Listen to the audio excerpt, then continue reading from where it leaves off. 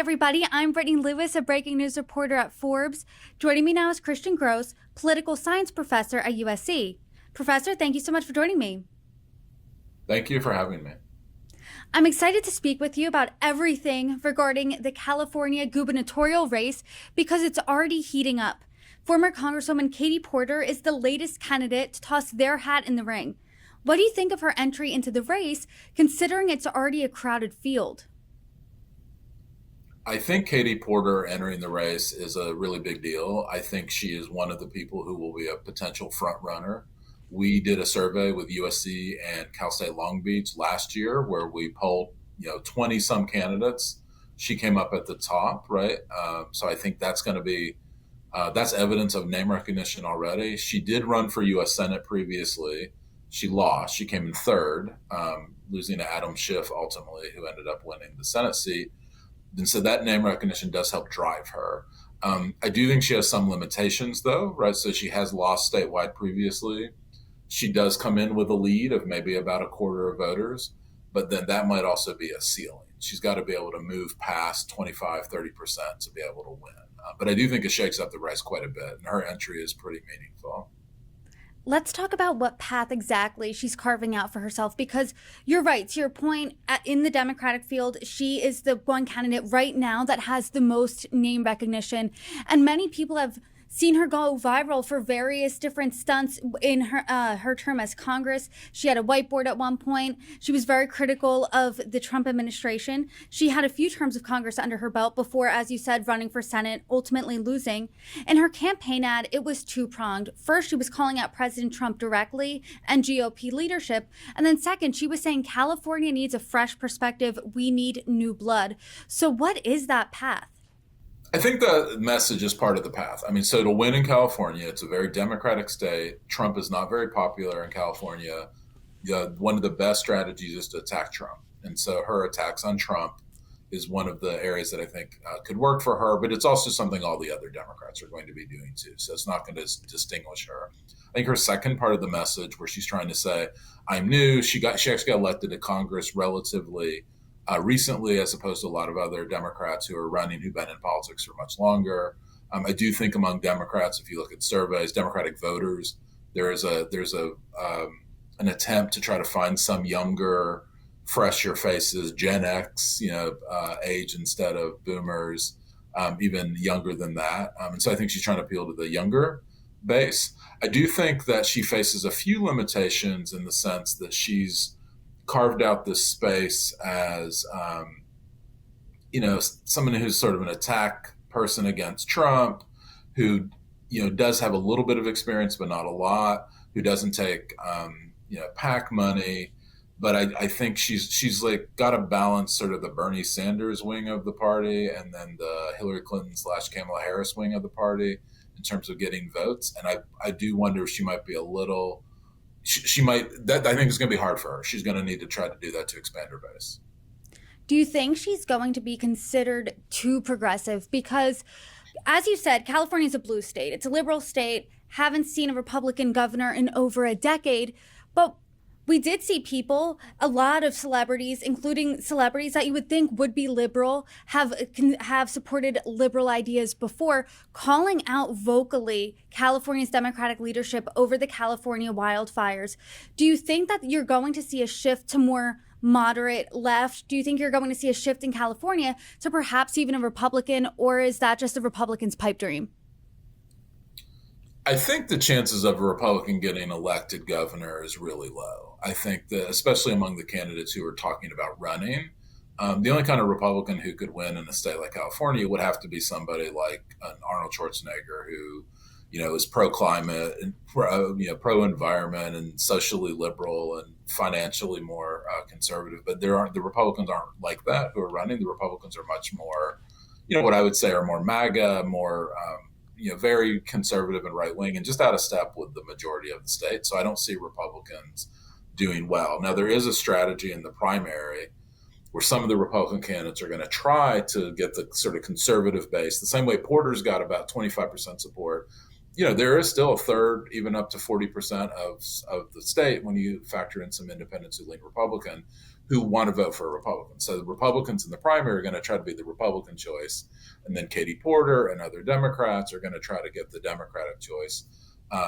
And we have an open primary where the top two candidates, regardless of party, win. So it makes it a little bit more unpredictable on those strategies. But the chances of a Republican winning, I think, is really slim, very slim. A Democrat, though, who's maybe a little more center left, or a very progressive Democrat, I think either one could win because the state is so Democratic that ends up being the competition.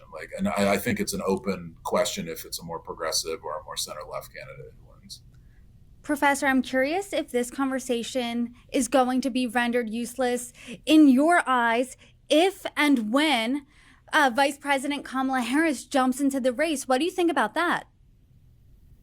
Yeah, Kamala Harris is the big question mark. So there are rumors that she might run for governor. There are also rumors she might run for president again. But if she jumps in the governor's race, it's going to clear most of the field. A lot of people who are already running have indicated that they might stand down.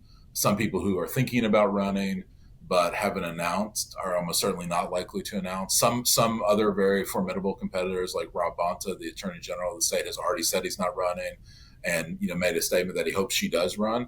So I think if she runs, she's the front runner, and I think she's probably likely to be Katie Porter.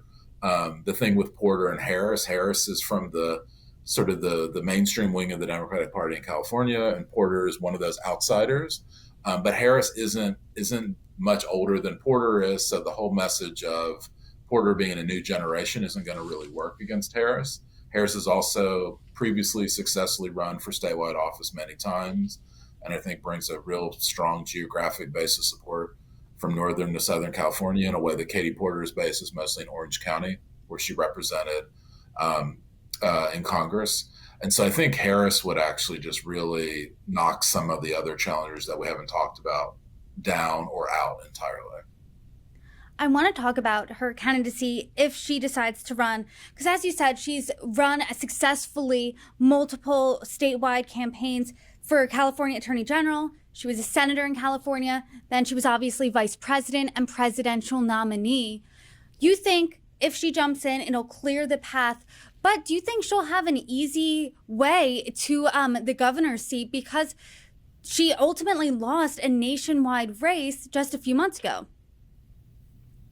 I think if she runs for governor, she's going to have to work for it, right? So it's not going to just be a easy win. It's a large state. She's going to have to campaign. But I think she's the clear front runner if she decides to run. The support for her in the state is still pretty high. And yes, she did lose. She lost the presidency by, 1.5 percentage points nationally in the popular vote. But in California, she's a known quantity. People either like her or they don't, and on balance, more people like her than don't. And so she would have to work for it, but she would be a clear front runner if she decides to run. Now, I don't know what could happen in the campaign. Right during the campaign, Katie Porter or Tony Atkins, who's also running, Antonio Villaraigosa, former mayor of LA, who's also running. Right, there's a lot of other potentially formidable candidates. They could attack her. They could have different strategies. Republicans might really go strong attacking her and bring her down, while other Democrats sort of try to rise above the fray to sneak through. So it's not 100% chance she wins, but she's got a pretty good chance, and who I would bet on if you were going to bet on who's going to win the governor's race if she runs. I'm curious, who do you think, when you're looking at this crowded field, 9 Democrats, 4 Republicans so far, who do you think has a good shot? Who should we in the nation be looking out for in this race? Yeah, there are a lot of other people. So we talked about Harris. Definitely should keep an eye on Harris. We talked about Katie Porter, who I think is really formidable, even though with some of the challenges that I talked about. I do think some of the Republicans are worth looking at. I don't think they're going to win, but I think they're going to shape the outcome potentially. I mean, there's a congressman named Kevin Kiley who is potentially rumored to be thinking about running. He's young. He's a real up and comer on the Republican side. I think him winning statewide would be challenging, but keep an eye on him. I think among the Democrats, there are some really formidable candidates. One of them is Antonio Villaraigosa, former mayor of LA. He has run for statewide office previously. He actually placed third previously in a statewide race running, I think, for governor before. So he's somebody to definitely keep an eye on. There's other statewide elected officials, Tony Thurmond, who's our superintendent of public instruction. There's Betty Yee, a former statewide office holder, that are less known nationally, but could really, come on depending on how their campaigns go. Any one of them is not obvious to me that they're going to beat Kamala Harris or even Katie Porter, but over the course of a campaign, keep your eye out for all of these other very competitive and pretty strong Democrats. I'm curious, when you're looking ahead at the future governor, I want to look at the current governor, and that's Governor Gavin Newsom. He is a national name, and I want to talk about some stories that garner national attention for Newsom. And if you want to wrap up what you think his legacy could be. So this is, in his time, this is what he got pegged for nationally. He ate dinner maskless with a group of people at French Laundry, which is a fine dining restaurant, during the thick of COVID. He's a Democrat willing to go in Republican spaces. We've seen him on Hannity, on Fox News. Most recently, we've seen him talking with Charlie Kirk, with Steve Bannon on his podcast. He wants to have more open and honest conversations. He was one of President Biden's surrogates. So when you're looking at him, when you're thinking about his tenure, his legacy, what sticks out to you? Newsom has a really strong legacy. I mean, you've talked about some of the points, and I think what we're going to focus on a lot, and it takes time. It takes time to really think about a governor's legacy, and I think our snapshot right now may not be what happens when we look back 5 years, 10 years from now. But he came in with this, during a time that was really challenging. COVID was one of the central parts. He did do a lot to get vaccines out there. He did shut down things a lot per public health recommendations. That did lead to a backlash, especially from those on the right and people who wanted their kids going to school faster or to be able to open their businesses. And that was an issue that led to him facing a recall. He won overwhelmingly, and I think was able to answer those critics. He did have some missteps, like dining at the French Laundry while businesses were locked down during the pandemic. And then now, though, I think the legacy is really going to be shaped by what he does here at the end. In California, governors often don't end their second term, as popular as when they start, because it's just such a large and diverse state. It's hard to keep everybody happy for 8 years. And so his interest in possibly running for president or keeping a national profile, talking to Republicans, talking to Steve Bannon, people that normally he would be attacking if he's sort of focused on the California constituency only, is something I think we should keep an eye on. I think if one of his legacies is to try to bring people together across party lines, that would be, I think, really interesting. That's not tended to be what he's done as governor, right? He's tended to focus on the majority party in the state, the Democrats, and moving a lot of policy forward. He has done a lot of work on housing. He's also done a lot of work on climate and the environment. I think the homeless problem in the state probably has exacerbated since COVID. And so a lot of his legacy focus has been on housing policy to try to address that. And we'll see. We won't really know if that's successful probably until a few years after he's out of the governorship, if not longer. And he's been floated as a potential presidential contender now. He does have a national profile. And the fact that he is willing to go into those conservative spaces begs the question if he wants to run for president, if he wants to go more moderate. I'm curious, when you're looking at his tenure, are there any lessons that the current contenders can learn from now? So I think there are a lot of lessons that the current contenders for governor can learn from Newsom. He has done really well at balancing what I would say is the really progressive left flank of the voters in the party in the state, and then balancing maybe more of a center-left group of voters who are independents, who lean Democrat. And in the legislature, too, there's all those groups. The state is also very diverse geographically, racially, gender. I think he has done a really good job as governor trying to balance a lot of different groups of people. And I think that and trying to bring people together within the Democratic Party. And so I think the current contenders on the Democratic side can learn from Newsom on how he's done some coalition building across a lot of different places. I do think in California, we're seeing a little bit of a turn while he was governor, and we're seeing this in some of the way he is moderating his rhetoric, especially around crime, especially around homelessness. We're seeing people who are still associated with the Democratic Party, still relatively liberal on a lot of policies, among voters, but who are, worried about increases in crime, worried about, quality of life issues, like not just that people are homeless, but really like it's what seems to be an endemic problem of people on the streets and not able to really address it, especially in some of the largest cities in the states.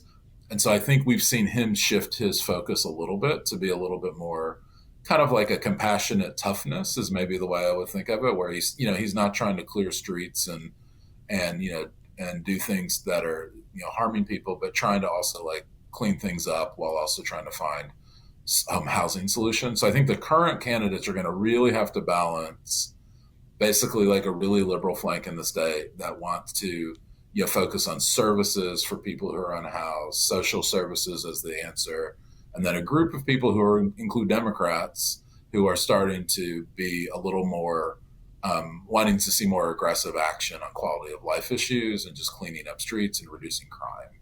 And so that's going to be a balance in this race that I think Newsom can help provide some guidance for, and I think he's had some successes on that, but not always. I don't think he's always been able to balance it because it's pretty hard. Professor, this is obviously a statewide race that has national interest. I'm on the East Coast. I'm curious, what do you think the national conversation surrounding this race is missing as someone who's in California? I think one of the things that it's missing is the state of the state. So I think the national reputation for California right now is that it's a disaster and it's like things are out of control. And some of this has been rhetoric that has come from Trump, and some of this has just been rhetoric over the years. And I would say from an East Coast perspective or a national perspective, if you're not here in California, you might think, oh my God, why are people living there? What's wrong with the state? And I would say it's not that bad. Actually, it's sunny all the time. There is actually a lot that's working well. And so I do think, I actually think, especially for keeping business and the economy going in the state, I think a little bit of national boosterism may be in order from the next governor and the next candidates, and even Newsom himself. If he wants to run for president, he's going to need to bring that narrative down of the state as a failure, right? And I think that's a national narrative that's maybe not quite right. There are a lot of real policy challenges and some real problems, especially housing, homelessness, other issues. But it's not as bad as the national narrative, but probably not as positive as many of the elected officials would want it to look like. And so I think that's something to think about, that the on the ground in California, people's lives are probably a little different than we're hearing from Trump or we're hearing from the national news. And then the other thing is just the state is incredibly large, as people do know, but what it means for politics is, people in Fresno have very different beliefs than people in Los Angeles and in Orange County and in San Diego. And these are, in almost any other state, all the places I just mentioned would be one of the largest areas that would demand all the attention. But there's all of these very big population centers with really different demands and policy views. And so it's very hard to balance. And it's something to keep your eye on nationally about who might win and how can they build bridges across all those diverse geographic places. Professor, I think that's a really interesting point, because when you think about headlines, when you think about from a national perspective about California, if you're just reading some headlines, you would think California's in disarray. People are leaving in droves because it's just so expensive. It's literally on fire because of those wildfires. You're saying, hey, that's not really necessarily true. It's not that bad. That is what I'm saying. I mean, I want to say with the wildfires, and I live in Los Angeles, and was very near one of the fires. That was truly bad, and that was scary. So I do want to say that. But like the sort of day-to-day, the narratives that I see often in the national coverage of California is that it's a disaster all the time, right? That was a true natural disaster, but that, people are leaving in droves because it's unlivable and people don't want to live here. That is true in some cases, right? Like, so the housing prices are too high. People are moving to Arizona and Nevada and the East Coast for cheaper housing or to get jobs. But a lot of the people who are leaving, especially in the surveys we've done, you ask, they want to stay. So it's not that they're choosing to leave as much as that they feel like they have to leave because there are other economic opportunities somewhere. So I think it's more of a balance between, like, there's a real drive for people to want to live in the state. I especially think in some of the smaller parts of the state, the narrative of the sort of failed cities and urban crisis is actually not really the reality on the ground. If you go to somewhere like San Diego or Fresno and even parts of Los Angeles. It's not quite as bad as the national narrative. But then there are a lot of real problems that are endemic, and that's what gets the coverage. And so I don't want to be too Pollyannish about the state of the state, but I do think it's generally more positive than the national narrative. But there are a lot of real endemic problems. And I think that that's a good place to end. And that's a good place for the next governor to kind of boost up the state a little bit while addressing these really real problems. And I know that we still have a long time until this election for California's governor, but as the race develops, I hope you come back on and break down the state of the race with me. Professor Grose, thank you so much for joining me. Thank you. I'd love to come back.